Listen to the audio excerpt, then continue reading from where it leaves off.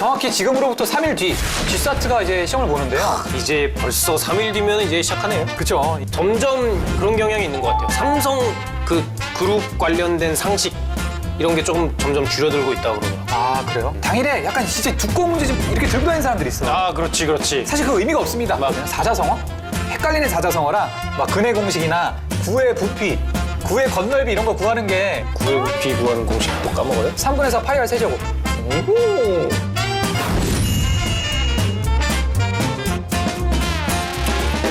취준생들이라면 피하고 싶은 그런 인적성 검사들이 있을 것 같아요. 진짜 고시 수준으로 어렵다고 알려진 기업들이 있는데요. 인사 담당자께서 출제하는 업체에게 현대차 특유의 뚝심이 인적성 검사에까지 영향을 주도록 국내에서 실시하는 인적성 검사 중 가장 어렵게 만들어달라고 좀 요구를 했다고 이게 그러더라고요. 도대체 어떤 종류의 뚝심인 겁니까? 그러게요. 여러분들을 위해서 제가 인적성을 위한 가장 꿀팁을 드리자면은 이겁니다.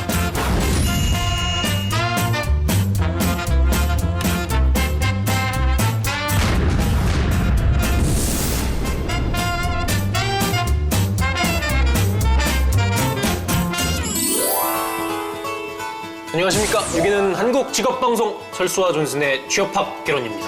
안녕하십니까. 여러분들의 영원한 동반자 전업취준생 철수입니다. 네, 저는 대한민국 취업계의 대통령 존슨입니다. 첫 경례 바로. 네, 안녕하십니까. 자, 근데 요즘 취준생들이 취업 준비하려면 진짜 뭐든지 다 잘해야 되는 것 같아요. 아, 그렇죠. 그러니까 요새는 1, 2학년들도 막 이렇게 도서관 가서 막 책 쌓아놓고 공부한다고 그쵸. 그러더라고요. 인적성 공부. 저는 무슨 국가 공부하는 게 아니라 고시 공부하는 줄 알았어요. 그러니까 우리 때만 하더라도 막 이렇게 1, 2학년 때는 이렇게 막 술 먹고 수업 들어가고 막 그랬잖아요. 그쵸. 그렇지. 그러니까 지금은 다 잘해야 되다 보니까 예를 들어 한두 개가 좀 부족하면 그거에 대해서 컴플렉스가 생기는 친구들도 있다 그러잖아요. 그렇죠. 그래서 뭐 각자 요즘 취준생들 같은 경우 취업 관련해서 본인들의 컴플렉스가 굉장히 많다 그래요. 네네. 이게 보면은 구직자 10명 중 8명은 취업 컴플렉스를 가지고 있는 것으로 조사됐다 그러네요. 그 8명에 속하시는 겁니까? 아니죠. 저는 사실 컴플렉스는 없었고 저는 제가 될 거라는 생각이 있었죠. 근데 계속 떨어지니까 뭔가 세상이 잘못됐을 거다라는 생각이 있었던 것 같아요. 철수 씨 뭐 우왕청심한 사는데 돈을 그렇게 많이 썼다는 얘기가 있죠. 자, 오늘도 한번 힘차게 한번 시작해 볼까요? 네, 그래서 뭐 취업 컴플렉스 뭐 철수 씨 여러 가지가 있었겠지만 철수 씨도 근데 이 1위로 꼽히는 거는 뭐였을 것 같아요? 학벌 아닐까요? 뭐 학벌보다도 이게 꼽혔다고 합니다. 외국어 실력. 그래요? 학벌 같은 경우는 뭐 그런 거 아닐까요? 이제 와서 바꿀 수 없으니까. 그래서 그 다음으로 꼽힌 게 학력 수준. 그 다음에 나이, 출신 학교. 그래서 뭐 여기 보면은 1, 2, 3위는 다 철수 씨한테 해당이 되는 거네요. 전 이거 맞아요. 목소리가 떨리고 말을 더듬었다. 컴플렉스로 인한 인해서. 면접 실수. 네. 근데 가장 저는 이게 큰 거. 컴플렉스가 아니라 정말 그러니까 기억에 들어가고 이거는 뭐 싶어서. 사실 컴플렉스라고 보시면 안 돼요. 이건 누구나 다 이런 게 울렁증 있죠. 있죠. 목소리가 떨리고 말을 더듬는 거는 자기가 뭐 좀 모르는 질문 들어오면 그럴 수 있는 거니까. 그쵸. 저는 안 그러지만은. 자, 여러분 취업은 자신감입니다. 네. 오늘도 한번 힘차게 한번 시작해 볼까요? 네, 그럴까요?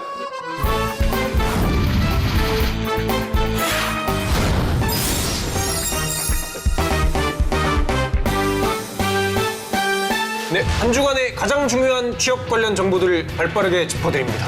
철수 존슨 주간 채용 설명서. 자, 저번 시간에 저희가 인적성 관련해서 말씀드렸는데요. 요즘에 네. 인적성 관련해서 인문학에 좀 중점을 두는 기업들이 늘어나고 있다고 그러더라고요. 그렇죠. 이 인적성 관련해서는 이 한화로 끝날 수 있는 그게 아니니까. 그렇죠. 여러 가지 살펴봐야죠. 아니 진짜 하다 이런 것까지 주고 하나 싶어요. 그러니까 사실. 뭐 그 뭐지? 은행 관련해서 이거 인문학 그 굉장히 많이 보잖아요. 그쵸. 예전에 국민은행이었나? 맞아요, 그래서 맞아요. 이렇게 국민은행. 책 뭐 사회과학 관련해서 책 뭐 이렇게 몇 권 본 다음에 그거 독후감 쓰라고 그러고. 그리고 거기서 그 말이 있었어요. 경제 경영 관련 사정을 빼라 그랬어요. 거기서 인문학적 책만 해서 거기에 관한 독후감 쓰라 그랬거든요. 이해가 안 어린 가요. 왕자 그런 거? 그쵸, 예, 맞아요, 맞습니다. 그래서 아니 그러니까 이게 자기네만 준비하라는 거야 뭐야? 그러니까, 그게, 맞죠. 그 자소서 쓰려면 지금 시간이 얼마나 부족한데. 그러니까 사실 저 때만 해도 인문학 같은 경우에는 약간 시나 이런 거 인문학책 같은 거, 프로이트 같은 그렇죠. 책, 약간 시집. 소개팅 때 잘 보이려고 한 건 딱 끼고 하고 그랬거든요. 근데 요즘에는 이게 진짜 공부의 수단이 돼버리니까. 전후 세대예요? 아니, 다 그러지 않았어요. 빵집에 갔다. 아니, 전후는 맞죠. 전전은 아니니까. 뭐 그렇죠. 그렇죠? 그래서 요새 진짜 대표적으로 인문학 관련해서 중점을 받고 있는 게 역사고 역사를 위시로 한 여러 가지 인문학적 소양들을 지금 기업들에서 요구를 하고 있는데 하루아침에 쌓이는 능력이 아니잖아요. 그쵸. 그러니까 저 같은 경우는 초등학교 때 다도거리 상을 매년 휩쓸었는데 저 같은 사람이 아니고서야 뭐 어떻게 이렇게 인문학적 인재가 태어나겠습니까? 그거 돈 주고 사는 상이잖아요. 무슨 말씀하시는 거예요? 자, 아무튼 근데 그 우리나라뿐만이 아니라 외국에서도 이런 인문학적 소양을 중시하는 기업의 풍토가 있다고 그러더라고요. 제가 그렇죠. 뭐 단편적인 사례 좀 읽어드릴게요. 애플의 스티브 잡스는 소크라테스와 점심으로 함께 할 수 있다면 애플이 가진 모든 기술을 바꾸겠다고 했고 그 페이스북의 마크 저커버그는 그리스 라틴 고전을 원전어로 읽는 것이 취미이며 구글은 몇 해 전 6천 명의 직원 중 4천여 명의 직원을 인문계열 직원으로 채용하기도 했다고 그러더라고요. 그러니까 이만큼 구글이 정신이 나갔네요. 그런 인문학적 소양이 있으니까 알파고를 만든 거 아니겠어요? 뭐 그렇다고 볼 수 있죠. 자, 아무튼 뭐 그만큼 인문학이 분야 상관없이 중요하다고 하는 건데요. 자, 그럼 어떤 문제들이 출시되는지 한번 알아볼까요, 우리나라에서? 네, 그래서 예를 들면 뭐 이런 문제들이 있는데 그 삼성이죠, 역시 G사트에서 보면 이런 문제들이 나온다고 합니다. 개화기에 조선을 침략한 국가를 순서대로 쓰시오. 야, 이거 너무 잔인한 거 아닌가요? 이걸 알아야 합니까? 이거 모르세요? 처음이 어디야? 아프가니스탄입니까? 중국? 아무튼 뭐 이런 게 있어요. 아무튼 네, 있는데. 그리고 또 이런 것도 있어. 중세 철학자들 나열한 다음에 활동 시기랑 순서를 그런 것도 있네요. 데모크리토스 막 이런 사람들 나오겠네요. 데모크리토스? 그 사람 게임 디아블로에 나오는 사람인가요? 모르겠네. 그리고 현대자동차 입사 시험 중에 이런 것도 있다고 합니다. 뭐 지난화에 저희가 짚어드렸던 것 같은데 몽골과 로마 제국의 성장 과정과 이를 통해서 현대차가 얻을 수 있는 시사점. 아, 이거 어렵네요. 뭐가 있습니까? 뭐 망했다 아니겠어요, 둘 다? 공통점이 그거잖아요. 뭐가 똑같겠어요. 네, 뭐 그렇죠. 그리고 우리나라 위인 가운데 시대적 상황에 의해서 역사적으로 저평가된 인물을 골라서 서술하라. 뭐 이런 것도 있네요. 아, 이거 어렵네요. 이건 진짜 역사에 대해서 좀 많이 알지 못하면은 이건 진짜 딱 보자마자 당황하게 돼 있네. 그쵸, 진짜로. 예. 삼성은 보시면은 역사랑 인문학 이렇게 좀 포괄적으로 보고 현대는 조금 역사를 중점적으로 준비하셔야 될 것 같아요. 이 인문학적 소양이라는 게 하루아침에 길러지는 게 아니다 보니까 근데 그렇다고 해서 또 손 놓고 있을 수는 없잖아요.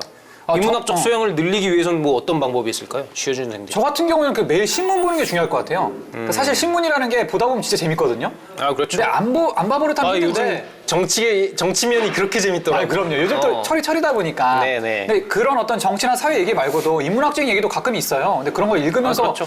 최소한의 좀 소양을 쌓는 것도 나쁘지 않은 것 같아요. 거의 뭐 신문 보는 거는 취준생들은 거의 기본적으로 하셔야 될 일인 것 같고. 안 해요. 다들 안 해. 그리고 저 같은 경우는 그걸 추천해드리고 싶어요. 그 영화 감상을 취미로 가져라.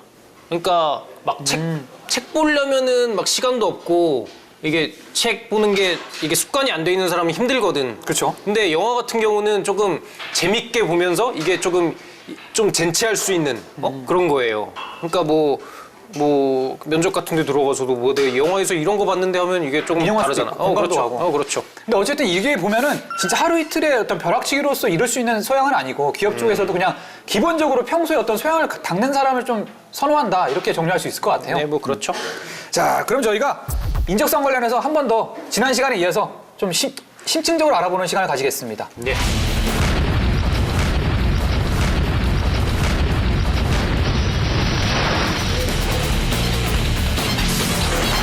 전투력 충만한 그대들에게 도전 정신으로 무장한 그대들에게 취업 비법을 전해드리는 시간.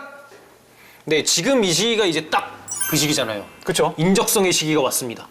이제 카페에 다들 이렇게 모여가지고 카페 아니면 도서관이 됐든 막 이렇게 다들 모여가지고 이렇게 머리 맞대고 그러니까 뭐 이렇게 커피 한 잔 책 시켜놓고 막 책 풀고. 책 이렇게. 이게 진짜 카페 사장들한테 진짜 진상이에요. 그러지 말라고요. 이게 진짜 진상인데 어쩔 수 없어요. 이제 정확히 지금으로부터 3일 뒤 G사트가 이제 시험을 보는데요. 이제 벌써 3일 뒤면 이제 시작하네요. 그렇죠. 이게 G사트 같은 경우가 얼마 전에 이제 지원서를 작성하고 그걸 내고 이제 G사트를 보고 이게 통과한 사람들에게만 이제 면접 전형의 기회가 주어지고 그렇죠. 그다음 건강 검진을 하고 그리고서 최종 합격을 하는 시스템이죠. 이게 뭐 가장 전형적인 채용 절차라고 보시면 될 것 같아요. 그렇죠. 근데 이 사트 같은 경우가 그 응시 장소를 일부러 멀리 떨어뜨리는 거예요. 아, 맞아요. 그러니까 제가 사는 데가 강서구고 제 친구가 강동구에 있었는데 제가 강동구로 가서 보고 강동구는 강서구로 와서 보고 저도 사트 3번 봤는데 3번 가는데 다 1시간 반 걸린다니까? 이거 시정하세요. 시정하세요. 시정하세요. 아무튼 저도 사트 3번 봤는데 전부 다 잠실 강원도에서 봤어. 그 1시간 이내에 거기에서 본 적이 없어요. 이거 말이 안 되죠, 사실 진짜 이거. 그러니까 어느 정도의 뭐 그런 노력을 좀 보려는 건가 그런 거 싶기도 하고. 근데 그쵸? 이 인적성 시험 보는 데까지 뭐 그런 게 필요한가 싶기도 하고. 자, 그럼 이 삼성 직무적성 검사 G사트가 심층적으로 알기 전에 이게 뭔지 한번 짚고 넘어갈까요? 아, 예. 이 G사트 같은 경우는 삼성그룹이 채용을 위해서 실시하는 직무적성 검사죠. 그래서 그 열린 채용의 도입을 위해서 1993년부터 한 2년 동안 개발을 해서 1995년 대졸 공채부터 시행이 됐다고 그럽니다. 그래서 저희가 계속 사트 이렇게 불렀었는데 근데 그게 뭐 명칭 관련해서 조금 문제가 있어서 2015년 하반기부터 G사트라고 이렇게 바뀌게 됐다네요. 그러니까 이게 작년 하반기가 이제 사트에서 G사트로 명칭이 바뀐 첫 해였는데 그 작년 검사가 어땠는지 한번 알 수 있을까요? 작년 같은 경우는 뭐 수험생들이 대체로 평이했다는 반응이 많았다 그래요. 이거 보면은 이게 완전 거의 수능이에요, 수능. 그쵸. 이게 딱 끝나면은 기자들이 와가지고 취재를 한다니까요. 아, 맞아요. 올해 난이도 어땠습니까? 올해 난이도 어땠어? 그날 지하철 가면 진짜 꽉 차 있잖아. 그러니까 진짜 그때 약간 외국 여행 간 여행객처럼 다 취준생인 거 아니까 약간 부끄러운 거야. 서로 책 봐야 되는데 책 꺼내기 약간 그렇고 하니까. 그렇죠, 그렇죠. 자는 그러니까 척하고. 어차피 다 알아. 그러니까. 다 사트 보러 가는 거 알고 있는데 이거를 숨기려고. 부끄러워가지고 못 펼치고. 그러니까 막 자는데 눈이 파르르 떨리더라고요. 그러니까 이게 현대차 보러 가는 애들은 좀 달라. 아, 그럼 얘네들은 얼마 없으니까. 걔네들은 얼마 없으니까 이게 그렇죠. 권력이거든요. 그래서 이걸 딱 당당하게 딱 보고. 아니 그러니까 교회 가는 아줌마들이 맨날 욕하잖아요. 일요일 이렇게 막히는 날이 아닌데 맞아. 엄청 막힌다고. 그렇죠. 사트 때문이에요, 진짜 이거. 그렇죠. 뭐 그만큼 사트는 진짜 좀 상징적인 의미가 있는 시정해 거죠. 주세요. 그래서 뭐 직무적성 검사의 거의 엄마 아빠 뻘이라고 보시면 될 것 같아요. 맞습니다. 후라이드 치킨에 켄터키 후라이드 할아버지가 있다면 직무적성 검사계에는 사트가 있습니다. 사트가 있습니다. G사트죠. G사트. 자, 그럼 이제 3일 앞두고 있잖아요. 이 취준생들이 뭘 준비해야 될지 한번 좀 간단하게 좀 말씀 한번 드려볼까요? 점점 그런 경향이 있는 것 같아요. 삼성 그 그룹 관련된 상식 이런 게 조금 점점 줄어들고 있다고 그러더라고요. 아, 그래요? 일반적인 걸 물어보는 게 늘어나는 거죠? 예, 뭐 4년 전 그때만 해도 삼성 관련해서 막 한 3-4개씩 나왔어요. 맞아요. 뭐 무슨 삼성에서 개발하고 있는 무슨 어떤 기술, 뭐 OLED, 아몰레드 뭐 그런 거 해가지고 막 이렇게 나왔었는데 요즘에는 그런 게 점점 줄어들고 있다고 합니다. 그러니까 여러분들 뭐 신문 꼭 보시고 많이 준비하셔야겠죠? 그러니까 작년 하반기에 이 수험생들이 대체로 평이했다는 반응이 사실은 저는 이게 한 5년 전, 3, 4년 전만 돼도 되게 어려웠을 텐데 아마 이 친구들이 이제 정보를 다 습득을 해서 사전에 공부를 많이 했기 때문에 좀 평이하게 느낀 게 아닌가 싶어요. 그렇죠. 그리고 사실 이 난이도라는 게 의미가 없는 게 상대적이죠. 그렇죠. 그냥 어쨌든 경쟁률이 세면은 어려운 거지 뭐. 그렇죠. 자, 그러면 이제 진짜 본격적으로 3일 남았는데 어떤 걸 준비해야 되죠? 3일 남으셨으니까 지금 뭐 이 방송 당장 끄시고 그리고 모의고사 바로 맞아요. 풀어봐야죠. 제일 중요해. 그러니까 지금 와서는 무슨 이렇게 각 영역별로 이렇게 무슨 공부하거나 그럴 때가 아니라 그냥 모의고사 문제집 있잖아요. 그런 것들을 딱 해가지고 계속 풀어봐야죠. 무조건 계속 풀어봐야 돼. 맞아요. 말 잘했어요. 그거 진짜 말 잘했어요. 정말 잘했어요? 네, 공감합니다. 고맙습니다. 사실 저도 모의고사 이때 엄청 풀었던 것 같아요. 그리고 한 가지 팁을 더 드리자면 그랬어요? 아닌가요? 자, 팁을 더 드리자면 이게 3일 전에 이렇게 공부를 하고 이제 지하철이나 당일에는 당일에 약간 진짜 두꺼운 문제집 막 이렇게 들고 다니는 사람들이 있어. 아, 그렇지. 사실 그 의미가 없습니다. 약간 컴팩트하게 자기가 오답 노트나 아니면 그거 있잖아. 저는 그거 준비했거든요. 사자성어? 헷갈리는 사자성어랑 약간 그렇죠. 헷갈리는 그러니까 그날 뭐 이렇게 막 두꺼운 문제집 그런 거 들고 가지 말고 무슨 원리 이런 거 나와 있는 거 그런 거 들고 가지 말고 뭐 이 철수 씨가 얘기한 것처럼 상식 관련해서 뭐 그런 거라던가 그쵸. 뭐 그런 걸 들고 가서 이렇게 공부하는 수밖에 없죠. 이게 사자성어랑 또 하나 요긴하게 쓰이는 게 그 이제 수학 공식 있잖아요. 막 근해 공식이나 예를 들어 구의 부피, 구의 건널비 이런 거 구하는 게 그런 공식 까먹을 때가 있으니까 그런 쫙 정리된 게 있어. 그걸 들고 다니면서 보면 돼요. 구의 부피 구하는 공식도 까먹어요? 3분의 4 파이 r 세제곱. 오. 맞아요? 자, 그래서 뭐 지난번에도 말씀드렸지만은 이때 되면 뭐 여러 가지 지금 3일 남았으니까 여러 가지 스킬들을 익히셔야 됩니다. 모르는 거는 빨리 스킵하는 능력 그거 빨리빨리 키우시고 맞아요. 맞습니다. 그리고 그 미련을 버리시는 그 마음가짐을 터득하셔야 돼요. 말씀 잘했어요. 감사합니다. 미련 버려야 됩니다. 네, 그러면은 자, 뭐 다른 기업들도 각자 뭐 그 직무적성 테스트가 있죠. 그렇죠? 근데 어떤 유형이 뭐 다른가 한번 살펴보도록 합시다. CJ는 속도전으로 평가할 수 있습니다. CJ가 같은 경우가 다른 게 문제의 난이도가 되게 쉽잖아요. 그리고 약간 영역을 약간 개방을 해서 다른 그러니까 이게 쉽다고 하기도 좀 애매모호한 게 시간이 너무 부족하다 보니까 그쵸. 예, 그러니까 이게 막 쉽게 막 풀어도 이게 좀 이렇게 몇 개 나오면은 이게 잘 본 건지 내가 못 본 건지 이게 알 수가 없으니까. 아니 그리고 약간 이건 저같이 공부 좀 덜한 사람들한테 불리해요. 왜냐면은 다들 맞추니까 저는 약간 좀 못 푸는 거 못 풀고 푸는 건 푸는 수준이잖아. 근데 풀 줄 아는 사람 다 풀어버리니까 제가 약간 불리하더라고요.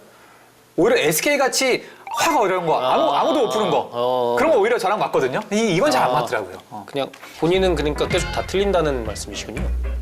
아니 그러니까 뭐 제가 볼 때 유독 좀 경쟁률 높고 그리고 제가 이제 재작년쯤에 이제 얼마 전에 이제 그 현대 오일뱅크 인적성을 본 적이 있잖아요. 근데 오일뱅크가 되게 까다롭더라고요. 그러니까 영어 성적을 지원할 때 내고 서류 통과하면은 서류 통과하고 나서 영어 시험을 또 봐야 돼. 자체 영어 시험. 그래서 영어 학원을 빌려서 가서 영어 시험을 보고. 아 그래요? 네. 아니 그럼 영어 성적을 왜 저도 모르겠어요. 그러니까 그게 오픽 시험이랑 똑같이 제출되는 거, 뭐 출제되는 건데. 그러면은 그 뭐야 거기 따로 시험을 봤으면은 그거를 자기가 또 이용을 할 수가 있나요? 그 점수? 없어요. 거기 안에서만 할 수가 있는 거예요. 아 진짜 이건 그러니까 내가 성적을 모르고, 그러니까 그 인적성 날 전까지 가서 봐야 돼요. 거기 학원에 가서. 그리고 나서 막상 가면은 인적성 보고 그다음 한자 시험도 오잖아요. 그거 미치겠더라고요. 사실. 그러니까 한자 시험 보는데도 진짜 의외로 많아요. 그러니까 제가 일부러 안 붙었어. 제가 그냥 떨어졌어요. 제가 포기했습니다. 그렇군요. 맞습니다. 자 그럼 LG 같은 경우는 철수 씨가 잘 말할 수 있을 것 같은데? LG 같은 경우는 사실 난이도가 어렵지가 않아요. 그러니까 삼성 G사트에 비해서는 분명히 쉬울 겁니다. 그래서 사실은 저는 좀 편하게 풀었고 그 편하게 푼 게 좀 좋은 결과가 나온 것 같은데, 근데 그런 말이 있어요. LG 같은 경우에는 워낙 인재상을 중시해서 이 직무 적성보다 인성 검사를 좀 더 열심히 봐라 이런 말이 있었거든요.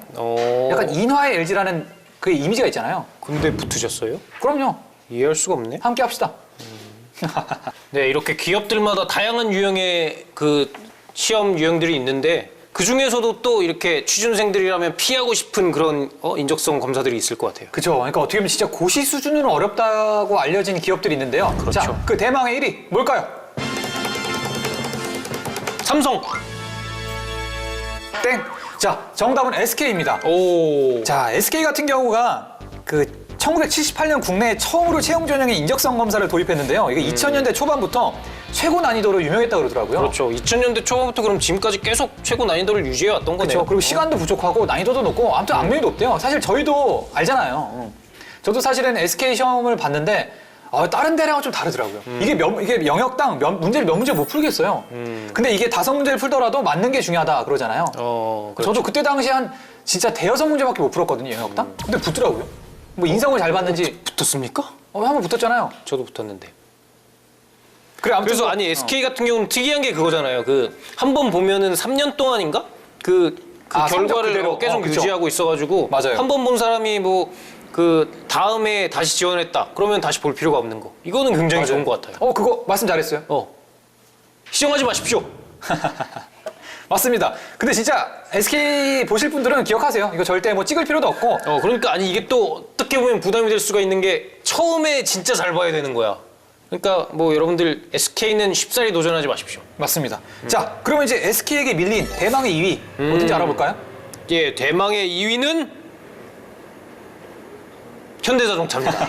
맞습니다. 네. 자, 현대자동차는 이게 그러니까 이거 진짜 취준생 입장에서도 굉장히 좀 치욕의 역사인데, 이 처음 도입할 당시에 인사 담당자께서 이 출제하는 업체에게 현대차 특유의 뚝심이 인적성 검사에까지 영향을 주도록 국내에서 실시하는 인적성 검사 중 가장 어렵게 만들어달라고 좀 요구를 했다고 이게 그러더라고요. 도대체 어떤 종류의 뚝심인 겁니까? 그러게요. 아니 이게 자기들이 이미 들어갔다고 그 시험 볼 애들 좀 괴롭히는 거 아니에요. 이게 뭐야? 그렇죠. 이게 뭡니까? 현대차 고십니다. 시정하십시오. 맞습니다. 근데 아무튼 이게 또 역사 쪽이나 인문학 쪽 소양을 보는 부분도 있으니까 아마 난이도가 더 높아졌을 거예요. 그렇죠. 그러니까 진짜 이거 하실 분들은 지금부터 좀 미리 준비하시고 그래야 될 것 같아요. 근데 저는 현대차 시험이 전혀 어렵지 않았어요. 본 적이 없었거든. 그렇죠. 맞습니다. 저도 사실은 현대차는 인연이 없었어요. 네. 아니 근데 저 같은 경우는 그래도 아무래도 사트가 가장 어렵지 않았나 싶어요. 그러니까 뭐 문제 난이도가 뭐 그런 거에 따라서 관련 없이 일단 경쟁률이 가장 센 시험이 사트다 보니까 맞아요. 그거 같은 경우는 뭐 20명, 30명 이렇게 교실에 있으면은 그 중에서 1등 한 명만 딱 붙는다고 싶을 정도로 되게 진짜 경쟁률이 엄청난 시험이었으니까. 그리고 또 이제 시즌 시작하고 나서 처음으로 보는 인적성이다 보니까 약간 그런 부담감도 좀 있는 것 같고 이상하게 저도 사트는 좀 제일 어렵지 않았나 이런 생각이 들어요. 그리고 막 인적성 시험 중에 그런 거 있잖아요. 그 계산기 주는 시험. 아, 있습니다. 있습니다. 그런 거 되게 재밌는데. 그게 이제 중견기업 시험들에서 많이 그런 걸 요구하죠. 그렇죠. 그래서 제가 넥슨 보러 갔었는데 거기 계산기를 주더라고요. 그리고 근데 그날 똥이 너무 마려운 거야. 아직도 기억이 나. 그 감각이 아직도 기억이 나요. 지금도 마려운 거 아니에요? 아직도 여기 남아 있어. 그래가지고 그때 진짜 이 버튼을 못 누르겠더라고. 이게 막 누르면 흐를 것 같고 약간 그런 게 있죠. 그랬는데 붙었습니다. 그래서 제가 진짜 여러분들을 위해서 제가 인적성을 위한 가장 꿀팁을 드리자면은 이겁니다. 쌀까 말까 만들어주신다면 싸야 됩니다. 무조건. 아니, 안 싸고 붙었다면서요? 그러니까 조금 더 잘할 수 있었겠죠? 그러니까 그런 거 컨디션 관리가 굉장히 중요합니다. 맞습니다.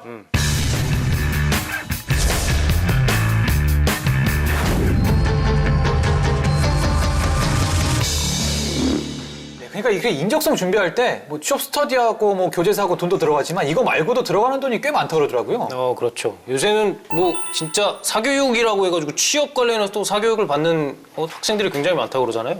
그러니까 뭐 굉장히 유명한 취업 스터디 학원이 약간 그 고학력자들을 위한 스터디 학원이더라고요. 그러니까 예를 들어서 뭐 스카이나 그 학원도 아무나 못 들어간다는 그 그쵸? 학원. 네. 대성 강남 대성 같이. 뭐 그런 수준의 학원인 것 같은데 거기가 수강료가 자그마치 4주에 480만 원이래요.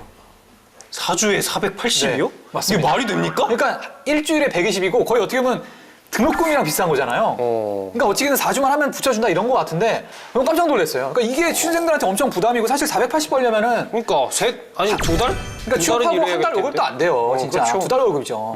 이런 게 너무 힘든 것 같고 자, 취업준비생 10명 중 3명은 취업 사교육을 받은 경험이 있다 그러네요. 그래서 지금까지 평균 358만 원을 1인당 이렇게 지출한 것으로 나타났다고 해요. 이게 굉장한 한 3주 받았나 보다. 358만 원. 그렇죠. 그래서 취업 사교육 경험 중에서 그 취업 사교육 경험을 왜 받았냐? 그 중에서 1위는 취업 성공률을 높이기 위해서 당연하겠죠. 그리고 다음으로는 뭐 혼자 공부하는 것보다 효과적일 것 같아서 이렇게 했다는데 그러니까 스터디를 하십시오.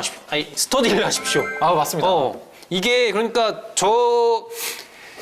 제 생각에 이런 데까지 이렇게 큰 돈을 쓸 필요가 있나? 그러니까 이게 뭐 효과가 없을 거라고는 생각을 하지 않는데 근데 거기에 들어가는 비용이 너무 크다는 생각이 드는 거죠. 진짜 사실 취업엔 답이 없거든요. 기업마다도 다르고 진짜 뭐 전형마다 다르고 다 직무마다 다 다른데 마치 한 가지 답이 있는 양 내가 무조건 취업시켜준다라고 말씀하시는 분들은 진짜 모르는 거야. 사기꾼이에요. 요새 이런 학원 보면은 그런 게 생각난다니까? 그 예전에 픽업 아티스트 학원이 있었잖아요. 있죠. 지금도 있죠. 잘 나가죠. 그런 거 보면 막 한 번 여자 이렇게 하게 해주는데 뭐 300만 원씩 받고 막 그러잖아. 정정한다는 게 당신의 눈망울이 너무 아름답습니다. 이런 말 하는데 먹히겠냐고요. 사실 이렇게 직업방송 좋은 데 가는데 왜 다닙니까? 그러니까 거기 다니실 바엔 저희 방송 보십시오. 자, 한마디로 정리하자면 네요. 똥이다! 네? 비싼 똥이다! 철수 씨는 어떻게 생각하시나요? 맞습니다. 자, 아무튼 이런 게 문제가 되고 있지만 취준생 여러분들께서도 컨설턴트 뭐 여러분들 뭐 열심히 하시는 분들 계시겠지만 뭐 아무리 그래도 뭐 그렇게 높게 받을 필요가 있나 싶어요. 그럼요. 저 같은 경우에는 똥이라기보다도 사실 그런 거보다도 이 직업방송을 열심히 시청하면 더 좋은 결과가 나오지 않을까 이렇게 생각합니다. 그렇습니다. 맞습니다. 네, 그러면 뭐 취준생 여러분들 뭐 사교육 고민까지 하시면서 고민들이 많으실 텐데 그런 고민 접어두시고 저희 방송 보시면서 여러분들 열심히 건승하시기 바랍니다. 건승하십시오. 건승하십시오.